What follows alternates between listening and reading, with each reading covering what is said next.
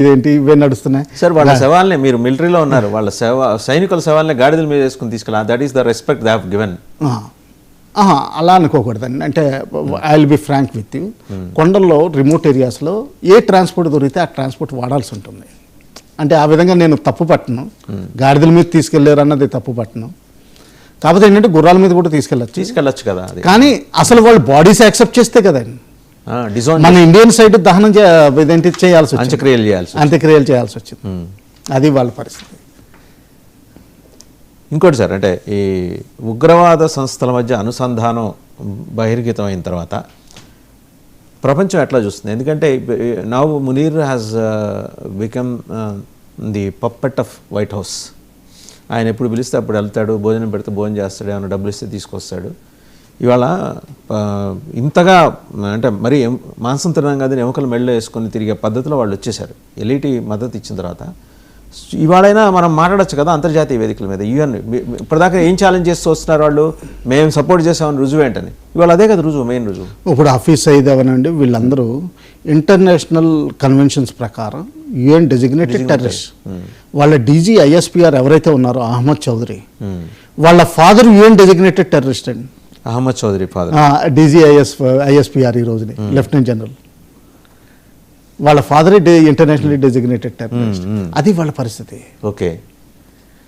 So తర్వాత ఇంకోటి ఏంటంటే మనం ఏదో ఎల్ఈటీజేఎం అన్నది వేరే ఉగ్రవాద సంస్థలు అనుకుంటున్నాం. కాదండి, అది ఐఎస్ఐ తీసుకొచ్చిన సంస్థలు, వాళ్ళ ఓన్ ఇది. వాళ్ళలో బడ్జెట్స్ ఉంటాయండి, ఏదో బ్యూరోక్రసీ ఉంటుంది. ఒకసారి ఒక టెర్రరిస్ట్ క్యాప్చర్ టెర్రరిస్ట్ తోటి మాట్లాడుతూ ఉంటే అతను అన్నాడు, ఫైనాన్షియల్ పవర్స్ వరకు అంటే మన గవర్నమెంట్ ఎలా పనిచేస్తుందో అలా పనిచేస్తుందండి ఈ ఆర్గనైజేషన్స్.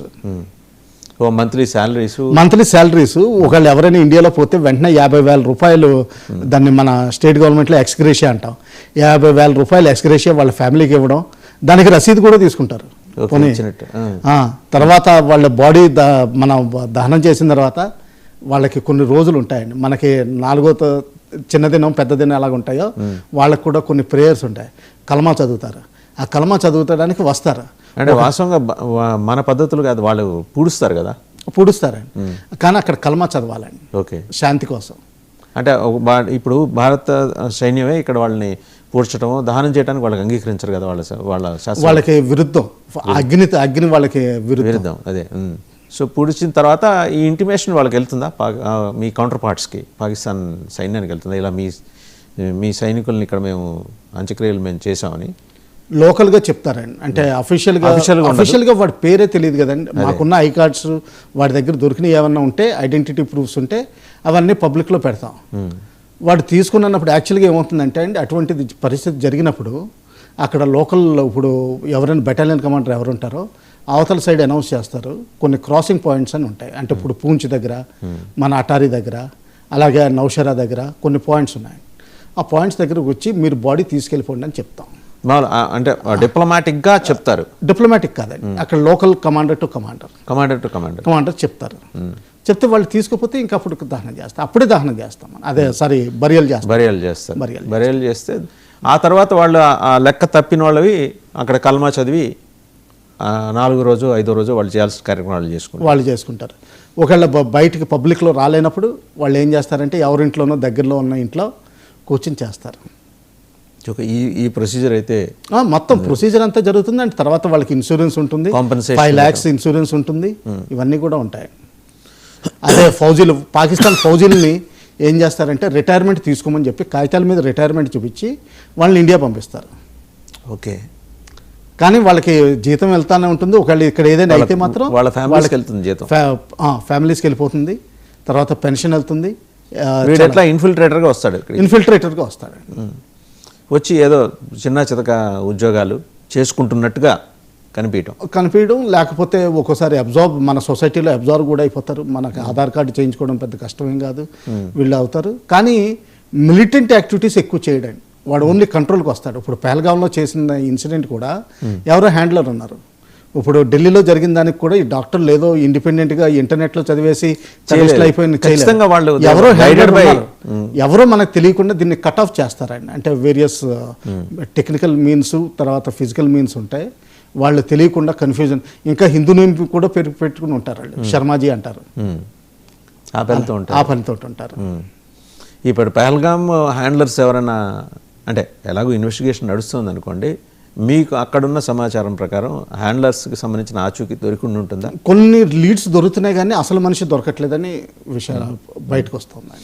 ఇదండి ఎర్రకోటది, అదే మన రెడ్ ఫోర్ట్లో జరిగిన పహల్గామ్. అతని పేరు యూనస్ అని వస్తుంది.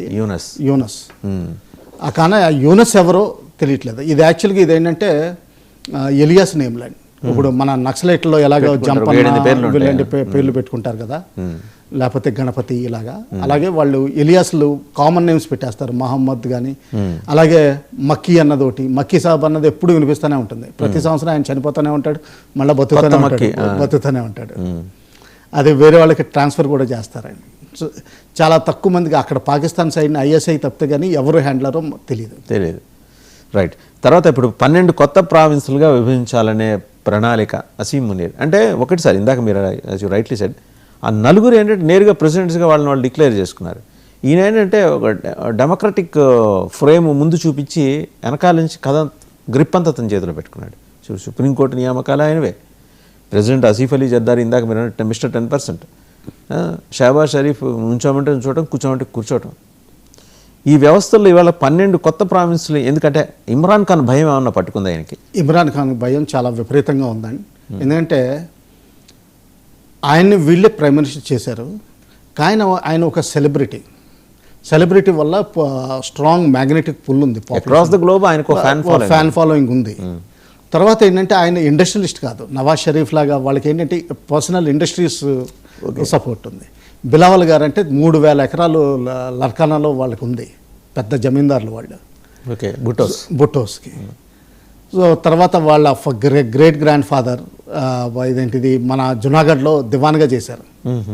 సో ఆస్తులు చాలా ఉన్నాయి. ఎటువైపు పెటర్నల్ వైపా మెటర్నల్ వైపా? పెటర్నల్ వైపు, ఫాదర్ వైఫ్.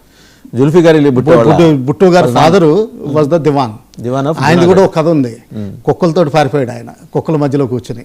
జునాగఢ్ మహారాజు లాస్ట్లో ఆయనకి చాలా పెంపుడు కుక్కలు ఉండే, అవన్నీ విమానంలో తీసుకెళ్ళిపోతుంటే ఆ ఫ్లైట్లో వెళ్ళిపోయాడు ఆయన.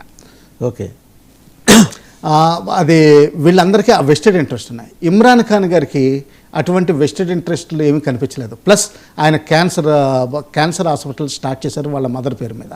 ఓకే, సో ఆ విధంగా ఏంటంటే పాజిటివ్ ఒపీనియన్ ఉంది పబ్లిక్కి. ఇంకా మూడో చూస్తే ఏంటంటే ఆయనకి ట్రైబల్ లాయల్టీస్ చాలా ఉన్నాయి ఇమ్రాన్ ఖాన్ గారికి. ఓకే, ఆ విధంగా ఏంటంటే ఆయన మెయిన్ ఎనిమీ ఇప్పుడు.